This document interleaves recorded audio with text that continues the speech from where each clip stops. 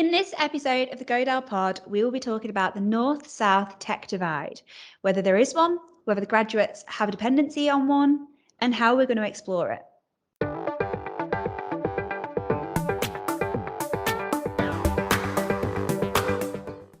Hi, I'm Sarah. I'm a client director here at Godel. Hi guys, I'm Josh and I'm a client engagement manager here at Godel. So obviously from the intro, we're going to be talking about topics that cropped up during our Tech Leaders event. Now, a main one for that is this North-South tech divide. Now, when we had the event, Josh, we kind of spoke with, how many was there? 15, 16 CTOs, So, tech yeah. leaders. Yeah. So what were kind of some of the things that you saw from the conversations you had? I think the biggest thing for me is one of the topics that we've got to take from, especially the last 18 months or so, is this hybrid world that we now live in. And we can look at the divide as much as we want, but actually the idea of people basing themselves in the north or the south is starting to disappear in a sense. You can base your business where you want, and you can have a central hub, but actually I think sort of people within the tech world are now growing to the idea of hybrid working and working for businesses not in a comfortable position to where they are. So Yeah. I think there was a lot of discussions around that, and businesses that potentially 3, 4, 5 years ago, the idea of hiring someone for, say, you're a business based in Manchester and you're hiring someone based in London, it was almost foreign and something you would never do. Now it seems businesses are growing to this and actually welcoming it. So yeah, lots of interesting points coming from the meal. Yeah, and I think something that cropped up from my conversations, it's that, but also slightly different. So there's this new term that's come around called North Shoring. So that's where a lot of companies are developing tech centres within these kind of northern areas, so be it Manchester, Leeds, and up, because it's cheaper from both a talent and a staff's perspective. So that kind of bricks and mortar, and unfortunately, the divide of salary tends to be kind of cheaper in the north. So with this, the likes of Amazon, Channel 4, they're maximizing their ROA along the way, as well as getting great talent, but still having a bit of a tech hub with this new term of North Shoring. Now, Yorkshire and Humber, those areas, they're also a hotbed of disruption. So technology there, kind of Channel 4, Nestle, McLaren, Rolls-Royce, they're having these kind of spinning these verticals up to have an advantageous aspect over that local talent. Now, the people that we had at the meal, they're all tended to be from the north. Mm-hmm. Was there anything that cropped up from what they said that kind of rings similar to this north shoring aspect? Well, I think it's interesting. I think the one thing we did discuss, which you did touch on, is salaries, and the divide in salaries is almost eye watering. Just as a most recent study, the average salary for a tech role in London, so if we're classing that as the south, is around sort of 72,000. You look towards Manchester, it's around 57,000. The gap there is absolutely huge. So I think you're completely right in a sense that if a business now is looking to grow or looking to position itself, they'd almost be stupid to base itself in the south. Just looking at salaries and looking at that sort of wage demand from people in those areas, it's almost eye watering and a little bit scary. As to know that there can be that much of a difference in 2 hours drive, let's say. Yeah, I mean, I think it's more than 2 hours drive, but do you think from a tech perspective, the actual skill set could be all that different between the north and south? Or I know I've had conversations, not from the event, but conversations in the past where I've been speaking to people, and the south, they are hiring a much lower caliber of candidate for a higher salary than what they could get in the north. Mm-hmm. Well, I think it's something that we'll learn more about as the years go by. I think you look at Manchester as a tech hub in Europe, and it's the fastest growing. It's received 500 million plus worth of funding. So there's obviously a reason for that, and there's obviously potential in Manchester and the north as a whole in terms of growing within tech. So from a talent point of view, I think it's something that it probably resides on preference. One interesting point that we had a number of discussions about, myself and a couple of the attendees, was the meal was actually around the topic of graduates. and so the idea that startups are actually beginning to really grow within the north. 51% of graduates in the north in Manchester, sorry, decide to stay local, which is just over half. Which there's obviously a sign for that, and there's obviously a reason that people aren't just coming to the north for their studies, and especially within the tech world, and then moving on to bigger and better jobs down south or in London. There's actually a reason for people to stay, and there's a reason for people to learn their trade up here, but also feed back into the community, feed back into the tech environment up here. So there's obviously a reason for that. I think we'll learn to know more over the years, I think. Yeah, and I think Manchester, it's always going to be a tech hub. There's over kind of 10,000 digital and tech businesses in Manchester. The community's growing massively day in, day out. I mean, customers of Godel, such as AO, Sophology, rental cars, they're all Manchester business. Yes, they've added growth and capacity with using Godel services, but they are still a Manchester hub, born and bred. That kind of graduate, that piece that you just mentioned, I was actually reading a report this morning, so very timely, that claims 69% of employers within the UK are facing this digital skills gap. However, unis believe that they alone will not be able to address the issue. So, what do we do in that instance? Do we obviously AO, Sophology, rental cars? There's a number of other Manchester partners that we work with. They've mitigated that risk by partnering with Godel. Whereas there's other businesses out there that want to keep it at home, they want everyone in the offices. So what do they do in those situations when in 5, 10 years time they want to grow and they want to scale and they don't have that resource? And I think it's a great point you make, and I think it very much comes back to almost what I said at the start of the podcast, touching on businesses learning to adapt and really going with almost learning to push everything away that they're used to, and all these things that they've learned over, I don't know, 15, 20 years of business, and then look at COVID and look at the situation we're in now and say, actually, we need to address this and we need to look at different ways. So you look at it, and a business probably looks at the graduate scheme and they say, are they willing to invest 2, 3, maybe 4, 5 years time into someone before they really start to actually see the benefit of that? Or are businesses impatient and are they looking for quick fixes? It takes a lot from a business and a lot of sort of planning to actually invest in a proper graduate scheme. So it's good to see it, and as I said, the 50% of graduates staying up north is something that is exciting, I can imagine, for businesses. So I think we will see a lot more tech businesses look towards that graduate scheme and see, actually, is it worth the investment from us to put time and effort into growing these people straight out of university or even straight out of college. Yeah, and I mean, I was speaking to someone at a different event last week, and he was saying they only hire graduates because what they can do is they can upskill them within. Now, when they're hiring graduates up north, because they've got two hubs, they've got one in Manchester and one in the south. It's just outside of kind of central London. When they're doing this in the north, they tend to have the developers stick with the business. They tend to have them upskill and stick it out. Whereas those in the south, because there's so many different tech hub businesses on their doorstep, kind of these sexy, cool brands, be it fintech, be it health tech, all these kind of up and coming sectors, they're finding their upskilling and then they're becoming a bit of a flight risk because they're getting poached because they've upskilled so dramatically, whereas they don't tend to find that in the north. But with that kind of, I was reading I think it was Mobile Magazine. Throughout the UK, 61% of organisations in the South East and London say their location is advantageous for their digital transformation ambitions, whereas it's just 41% in the rest of the UK. But the majority of the North, kind of just shy of 70%, say location is a barrier to accessing the talent compared to 51% in the South.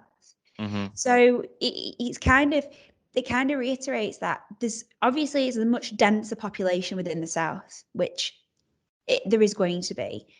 However, with that, the North graduates wanting to stay within the North, how will that affect this North-South divide? Will it make it bigger? I think so. I think it comes back to, I think the big thing and the biggest thing about this graduate scheme and taking it on as a business is the risk.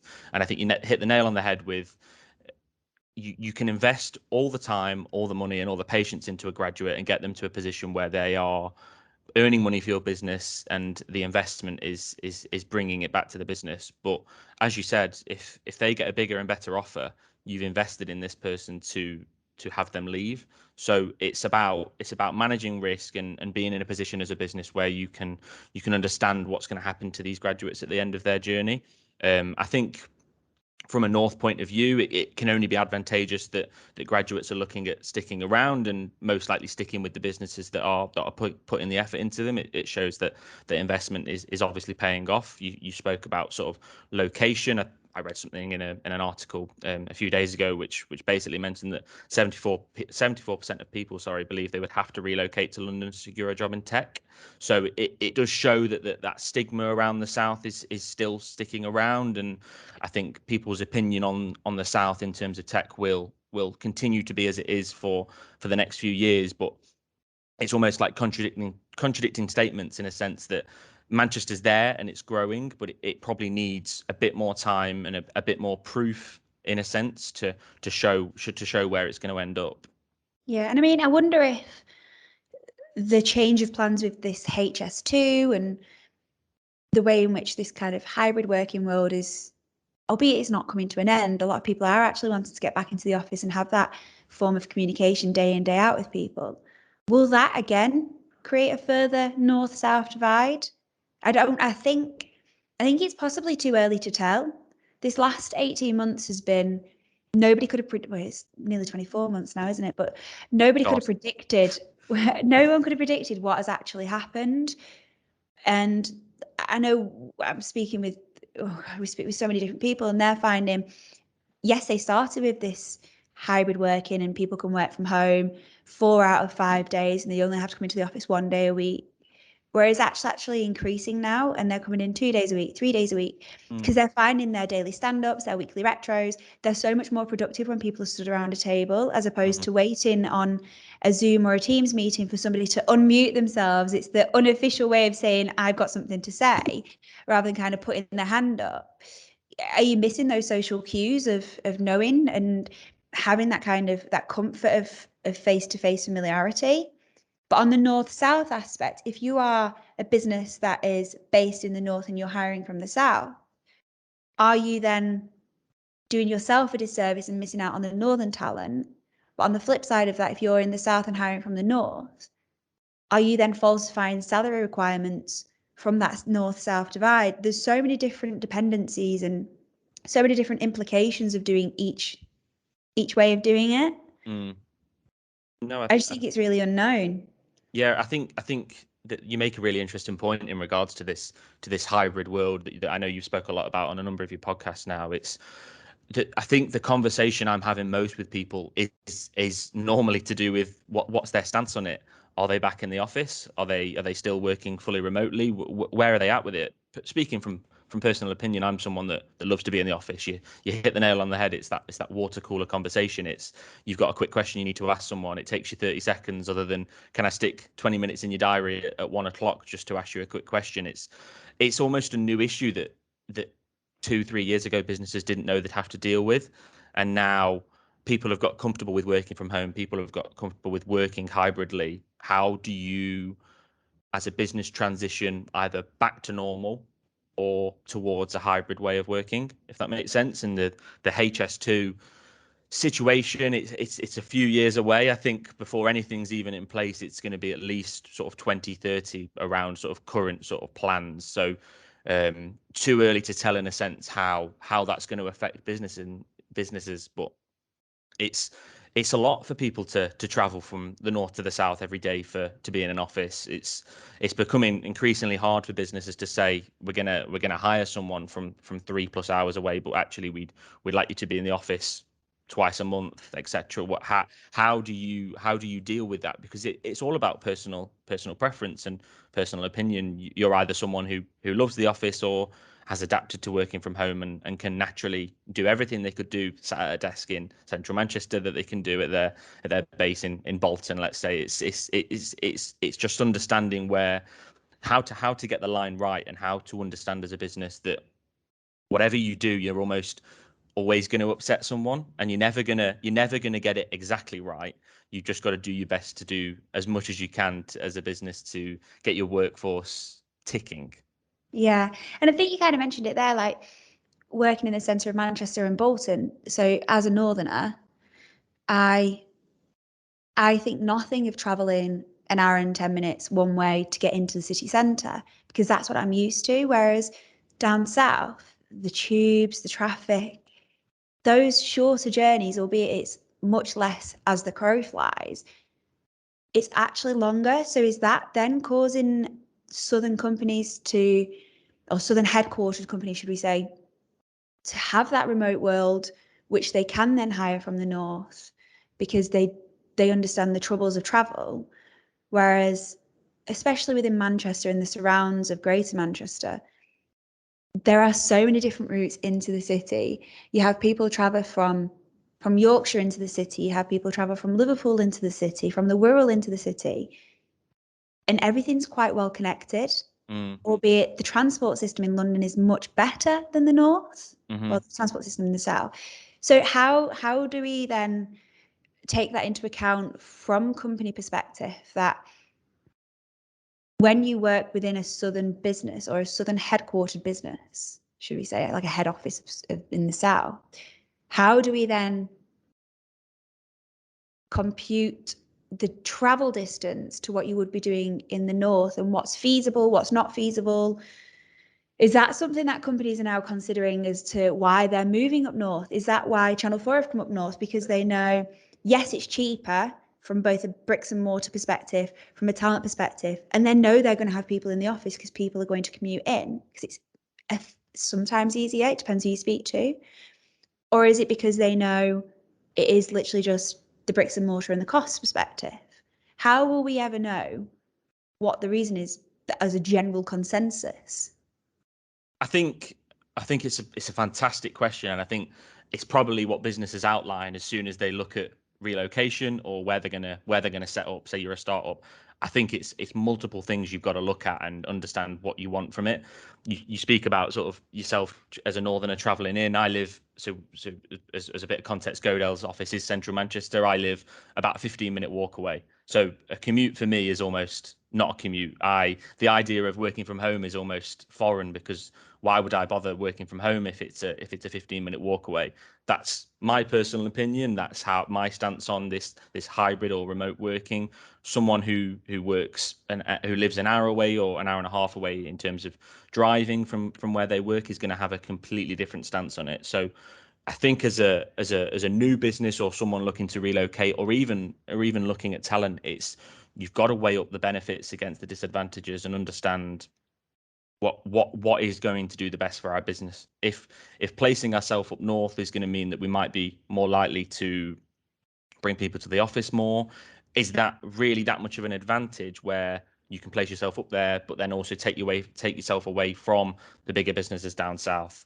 Is there better talent up north in regards to what you're looking for, or is that down south? All of these questions have to be asked by the people in charge of these businesses and understand, is this something that's really going to have an effect on our business? You throw the third one into the hat. You spoke very briefly about sort of Godel. Does location really matter when you could utilize someone like Godel who almost throws location out of the hat in a sense? It's questions that almost we're not really qualified to answer. It's about these big businesses, sorry, to answer these questions for themselves and understand where they want to sit as a business.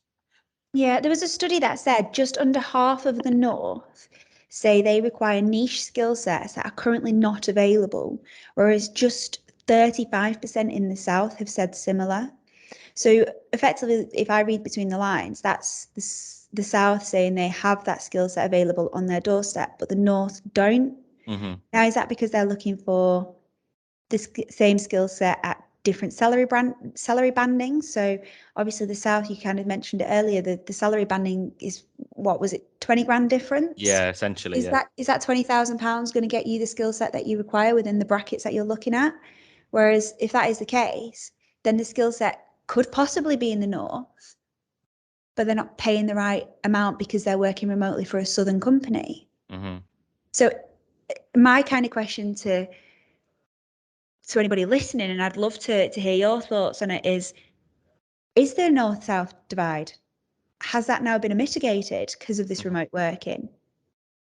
It's something that's really interesting to me, because we are a small country, really, but yet historically there was such a divide between the north and south. I think to be honest, I think it's a really, really good question to ask, and I think the way you position that is really well, because I think, in a sense, when we were putting this event together and we wanted to have these discussions around the north-south divide, I don't know about you, but I almost expected to come out of the event with a blanket answer of yes or no.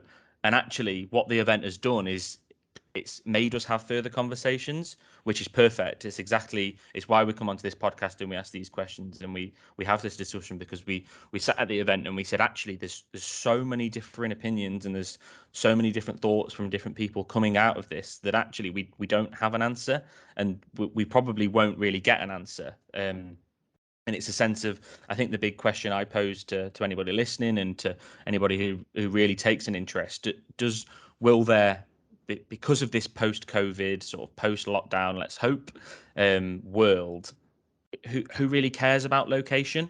Everything's come back. I think most of the points that we've made is, does location really matter anymore with this hybrid world, hybrid working, Teams, which everyone I think is very bored of right now, and these Zoom calls? It's does location really matter? And actually, how much of a difference is it making on these businesses? This isn't me making the point that it doesn't matter. It's the question is how significant is the difference in location? What is the divide? And is it business by business? Is there a genuine sort of study that can be made on the significant differences? It's all good points that I think we'll learn more about as we go on. Yeah, I agree. And I think it's something that we'll never know the answer. It'll always be changing.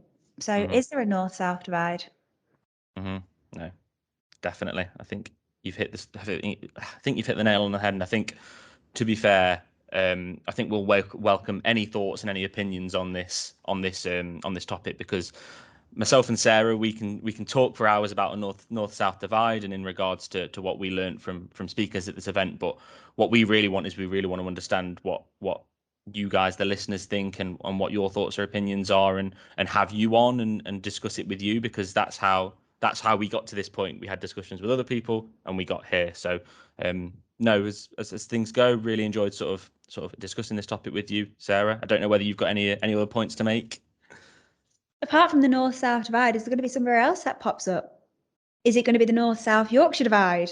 Who knows? You wish. You wish. So yes, great to chat, and we'd love to hear your thoughts. Perfect. Thank you very much, everyone. Thank you.